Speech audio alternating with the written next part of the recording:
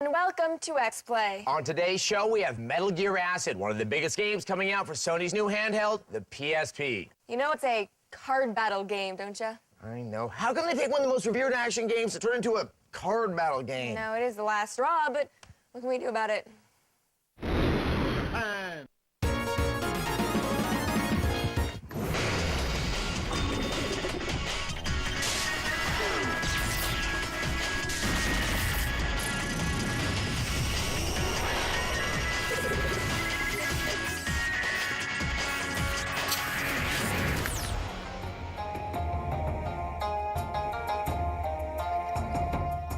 Welcome to XPlay from Japan. We're here in Tokyo, Japan, a modest city of 30 million inhabitants. And we're investigating card battle games and those responsible for the pain.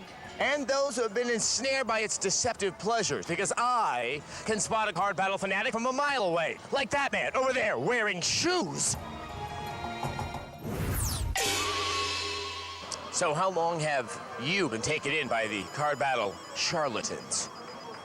I am both attracted and repulsed by you, sir. Where is your hotel? All right, now do card battle games make it impossible for you guys to find women? I don't care how or why, but a woman is talking to us.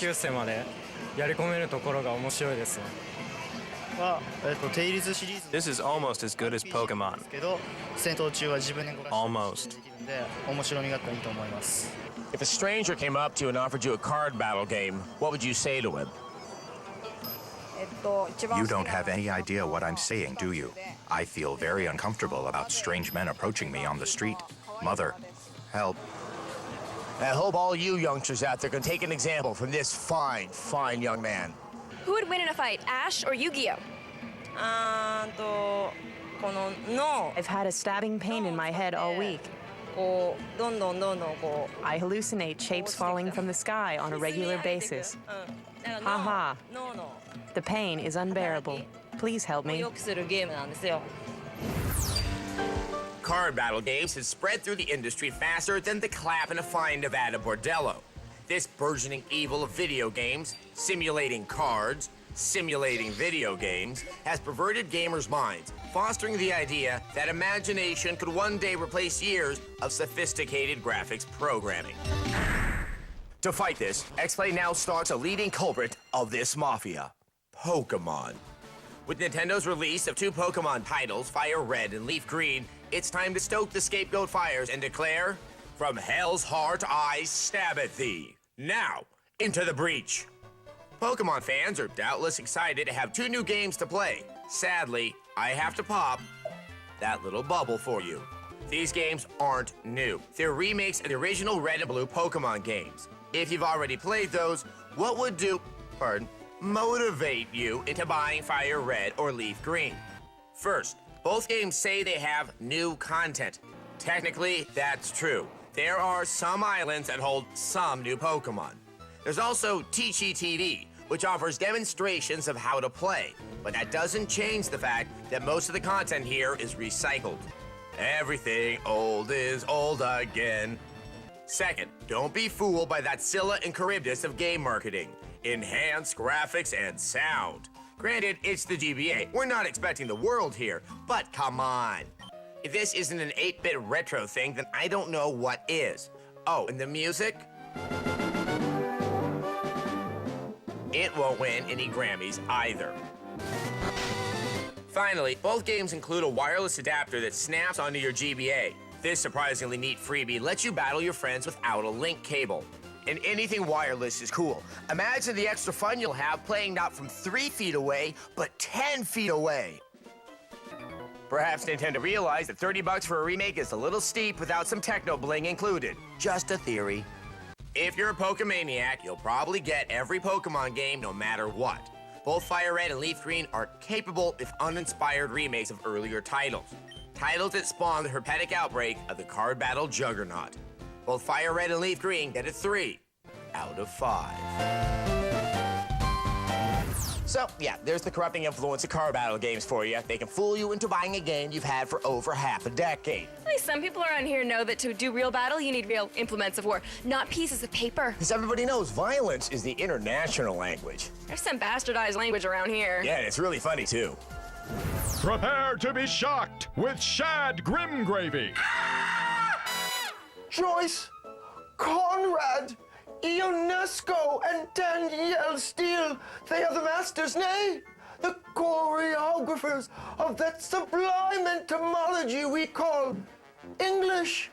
But none, I say, are as accomplished as that scribe known as Japanese. Yes, from the land of the system of life, the lead and beat magic 2004. And Mr. Children are artifacts of such tender tongue massages that we must give them their due. Mama, now join me to gaze longingly on these artifacts of linguistic sublimation. One savvy wordsmith informs us that you can buy excellent gifts by small coin, and that the mighty Soxer comes with beautiful smiling face. Oh, face! Oh, face of super potato, you friendly root vegetable, providing me access to cheap electronic merchandise. Oh, Japanese, you take the time to remind us poor souls that your favorite space, animate, is for your pleasure and dream. Caution! Don't lean on the gate! The gate would fall down when lean on it. It occurs you. Terrible! Reinvigorate yourself by declaring, I like sporty. and I am yuppie. Shocking! You avatars of all things shallow and cash-driven. But nothing I say is so delicate as this pronouncement of caring and authority. Our shop accepts neither the unjust great success which uses an instrument nor any fraud of coin and a ball. Please understand beforehand that the police is connected with by regulation of our shop, and appropriate measures are taken when discovered. Note a sentence of guilty has come out of such an example. And what an example it is! I tremble before such skill, such calligraphic majesty. I humbly bow before those titans of typographic titillation, those masters of English, the Japanese. Coming up, unfortunately, someone made a Ghost in the Shell game. Where are the terrorists? Are they hiding?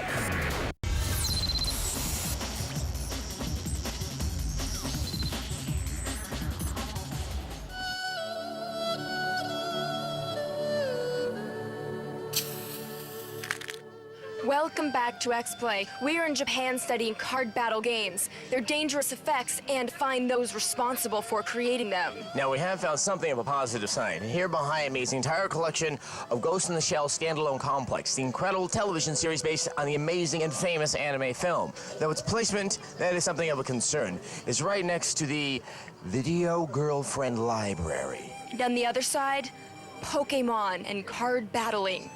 How will this affect the upcoming Ghost in the Shell game?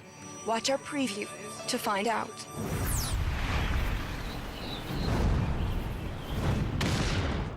We first saw Bandai's Ghost in the Shell standalone complex at last year's Tokyo Game Show. And after playing it there, we really didn't think it would make it to the States.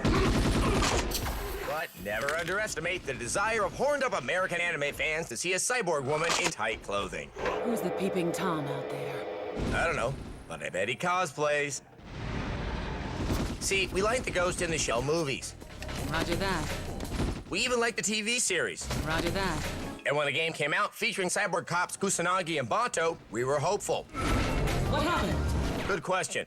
Basically, Ghost in the Shell uses every button on the PS2 controller to move your cybernetic detective through a series of industrial complexes. You can shimmy, jump, and toss grenades. Plus, you can execute this amazing slow-motion knockout kick, which makes no sound, and apparently doesn't actually make contact with your opponent. Amazing, isn't it? You can also hack your enemy's mind, PSYOP style, and make them snipe their comrades. And if that bores you, you can always knife someone with, not in the groinal region! But that's not all. You can also blow up robots with your bare hands, repeatedly shoot dead bodies, or get killed. Or you can just flip around. It's pretty. So far, we're partial to the grenade attacks. They just look neat. Of course, the game wouldn't be complete without a fair amount of shooting. Actually, it's pretty much all shooting. Shoot him, shoot that, shoot these guys. If it's any consolation, you're being killed by a beautiful woman. Roger that.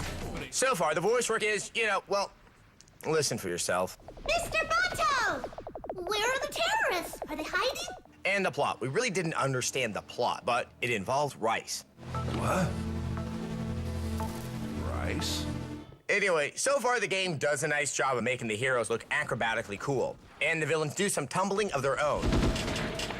Whatever. Just make sure you come quicker from now on. That's the first time I've heard that. From our initial impressions, it looks like Ghost in the Shell standalone complex will be best suited for fans of the series. As for everyone else, we'll have to wait and see. We'll let you know when the review comes out. You will, huh? I'll be waiting with low expectations. Yeah, it's a little surprising that Ghost in the Shell has come to the States because the Japanese don't send over every single game of quality. Right, well, like Tango 3, for example, you may recognize it as the Bushido Blade series. And you know what? We're not crying that we're not going to see it stateside. Shed no tears. No, but on the plus side, after practicing with the video girlfriends, Adam found himself a real girlfriend. Yeah, I call her creepy. Oh, you have the cutest blank stare. Oh, I love it. You don't have a face. Oh. Coming up, we may not know much, but we know what the Japanese like. Michael Jackson and tentacle porn.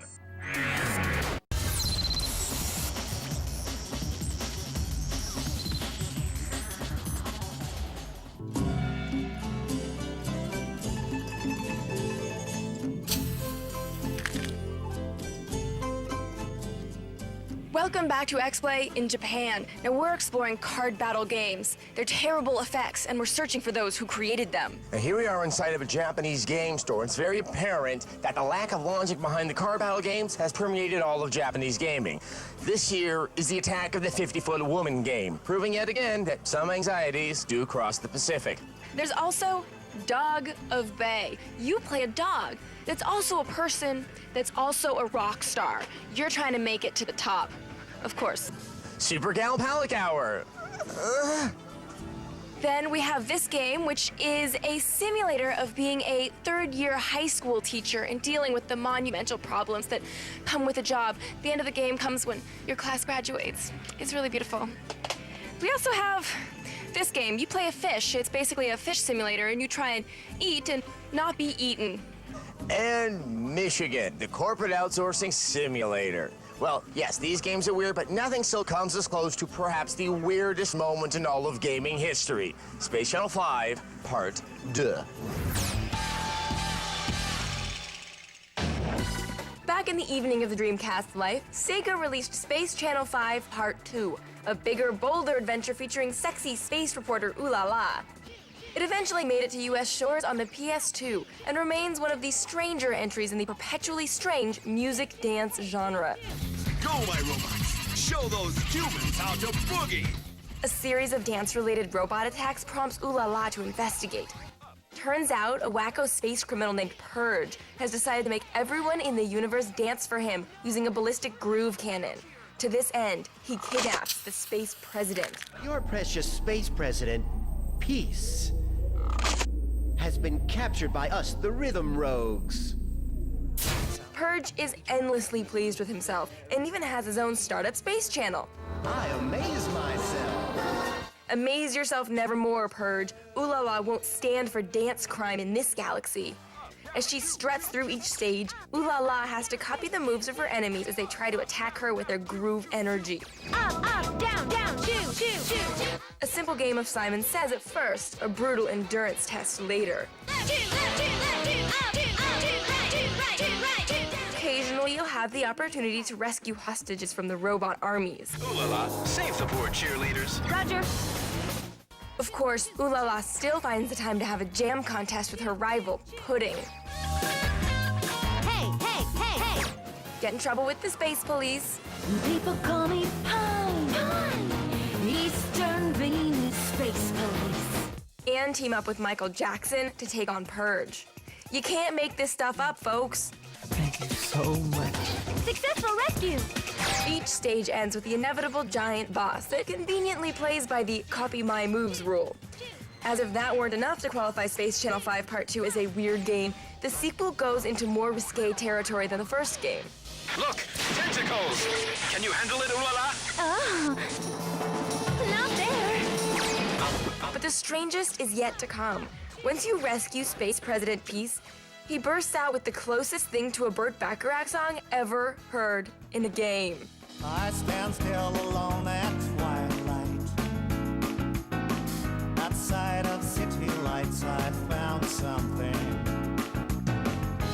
like a ship without a sail, without a sail. Could be lost if you were not with me, just how you are. You cannot take part. Sometimes. It's fun, it's wacky, it's funkalicious, and it's broadcasting live from Planet Weird. Quite nice, Ulala. In fact, oh! Someone grab a cloth! Now that was weird. It was weird, but is it as weird as Night Trap, the classic Dana Plato vampire slumber party simulator? Well, Night Trap didn't have tentacle porn. That's true. I don't like tentacle porn. I like octopus. Yeah, it's like 20,000 leagues under the porn games. Oh, yeah. Yeah, it's sad.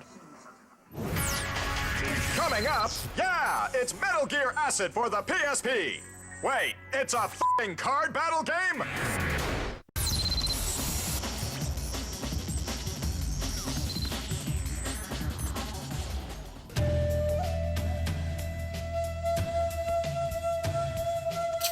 Welcome back to X-Play. We're here in Harajuku, where the effects of card battle games seem to be at their most evident. And we're about to take a look at the game that brought us to Japan, Metal Gear Acid. Because when you think of stealth action, you're thinking turn-based card battle game, aren't you? Yeah, you are. Now, the first thing I am going to do is I've decided that I am going to go undercover to get to the roots of this cultural problem. You just hold on 1 second. Okay. One of the biggest draws of the PSP will no doubt be the new Solid Snake outing, Metal Gear Acid. This time, things are a bit different. Metal Gear Acid is, believe it or not, a tactical espionage strategy card battle game. Instead of moving Snake around to fight his enemies directly, you move using movement points and take turns attacking and defending with weapon cards. Positioning, terrain, and whether your enemy knows you're there will all be factors in how successful your attacks are. The gameplay might be different from what we're used to, but it looks like the storyline and characters will be classic Metal Gear. Expect dramatic revelations in the absurdly named enemy bosses that have come to define the series. Will changing the gameplay so drastically alienate the Metal Gear fans, or will it open up the world of card battling to a whole new audience? We'll find out when Metal Gear Acid is released alongside the PSP sometime in 2005. All right, let's go do it. What? Does it make me look fat? What?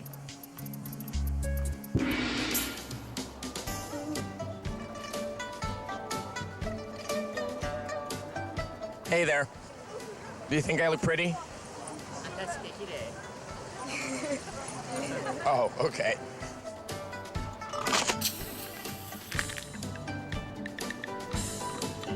I'm dressed as a woman. You are. Very, very nice!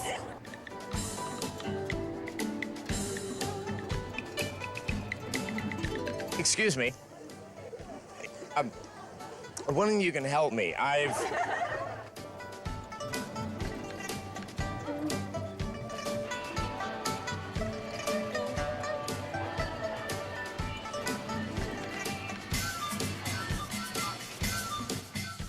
It's just too trashy.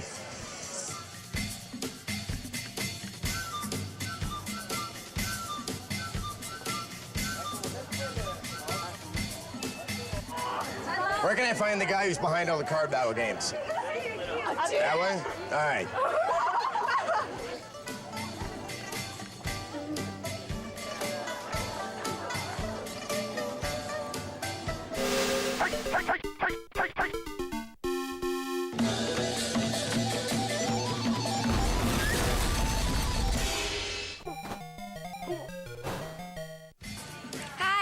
Hi. Did you find those people responsible for making the card battle games? Yes. Oh, well, are you okay? I'm in a dress holding my nuts on a street in Japan. Let's just go home and play some Yu-Gi-Oh! Okay. Wait.